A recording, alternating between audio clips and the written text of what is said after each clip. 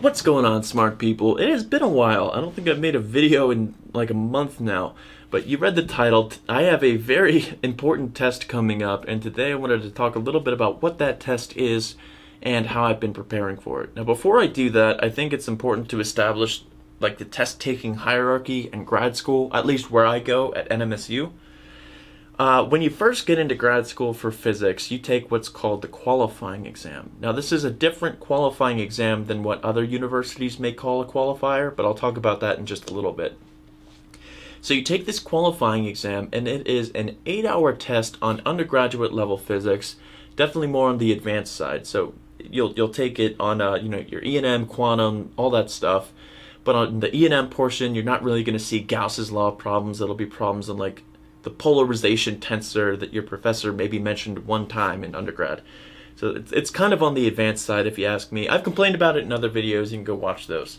But the first thing that you do is you take this qualifying exam, and you're doing this while you're taking your first graduate level courses. But once you've done the qualifier and you've taken your core classes, then you are qualified to take what's called the comprehensive exam. And that is the big test that I'm talking about now that's coming up for me in just over 2 weeks. Now, the comprehensive exam is similar to the qualifier, only it's at the graduate level. So this test is going to span 3 days, and it's going to test me on quantum mechanics, statistical physics, classical physics, and electromagnetic theory. All of that stuff is written. It's pen and paper. But on top of the written portion of the comprehensive exam, there's also an oral part where they can ask you to solve problems on the blackboard.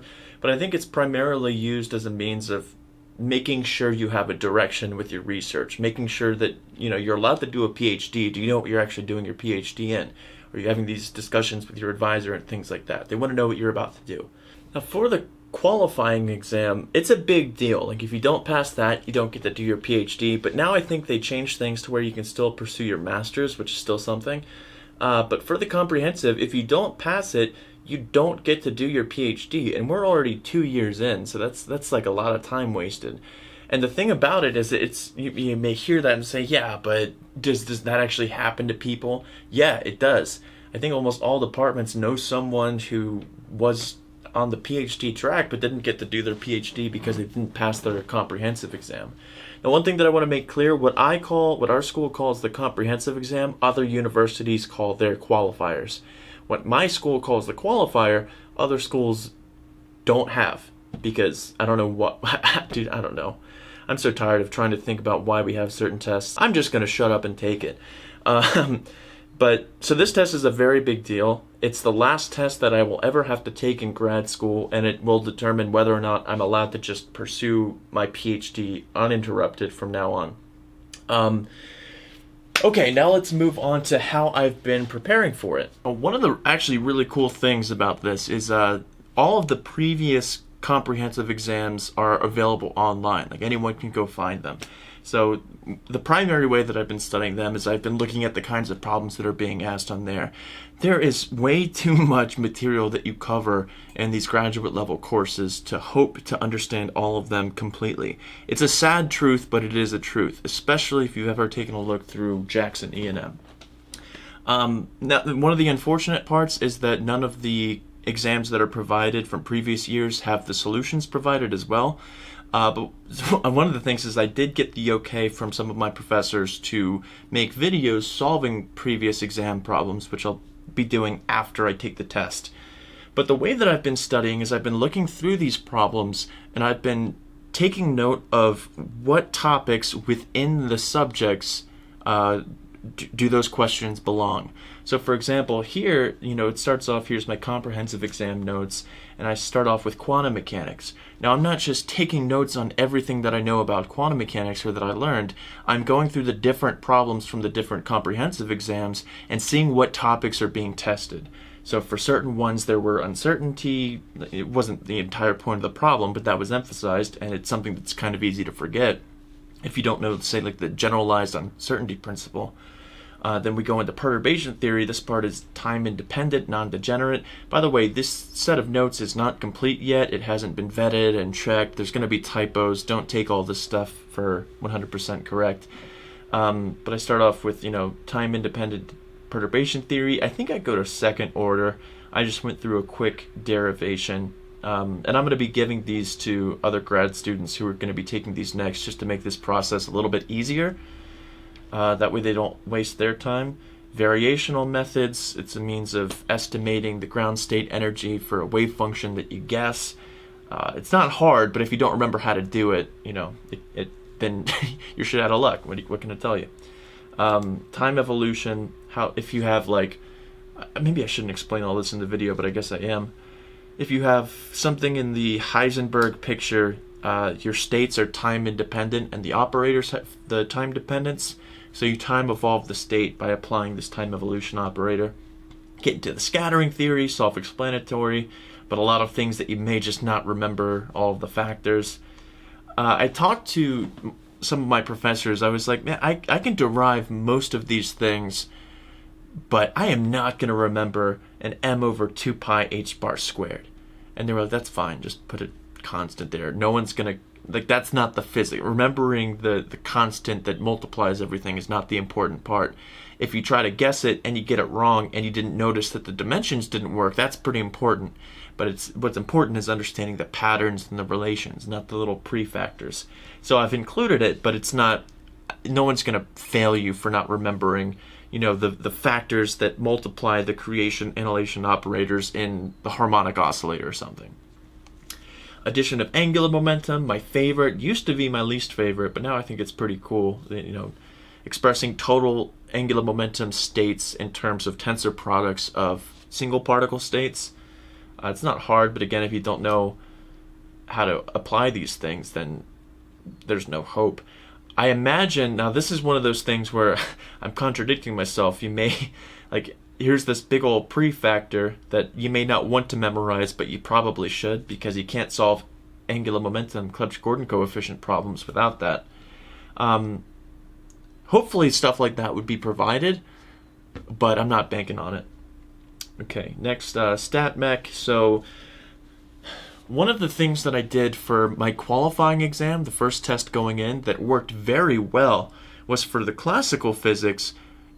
Any problem that I saw, I approached it using a Lagrangian formalism. For those of you who may not know, there's 3 primary formalisms for solving classical mechanics problems. You can use Newton's laws, you can use Lagrangians, and you can use Hamiltonians. There's also Hamilton, Jacobi, more other crazy things, but those are the big 3. And I'm very proficient, I think, with the Lagrangian formalism. So I told myself, I don't care if it's a double pendulum problem or just a block on an inclined plane.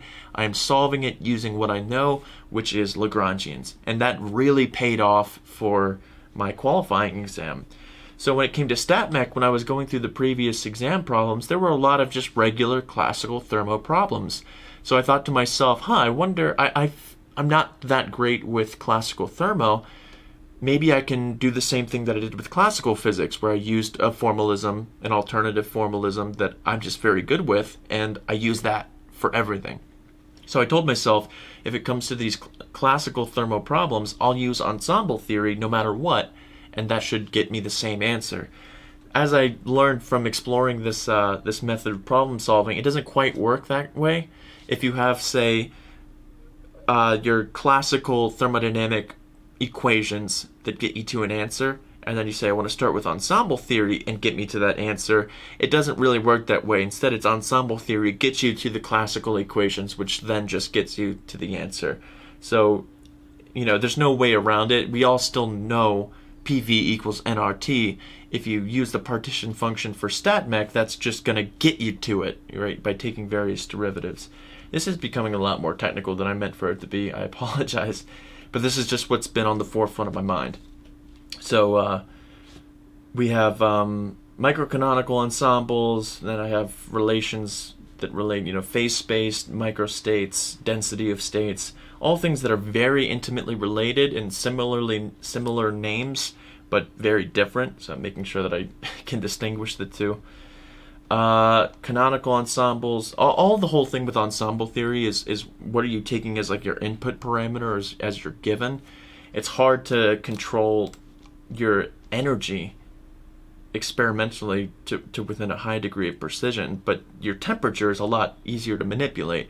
So that's like the main difference between using a microcanonical ensemble and a canonical. And then you also have grand canonical and so on.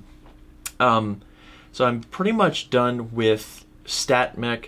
The only thing I have left to take notes with are the grand canonical ensemble, which I thought I already took. I've already gone through it. I don't know why I haven't written it down yet. And then some kinetic theory, so things like Maxwell-Boltzmann distributions, the speed distributions. Again, not going to memorize any prefactors. That stuff cancels. That normalization stuff cancels anyways. And then some simple gas stuff like Bose-Einstein theory and Fermi-Dirac.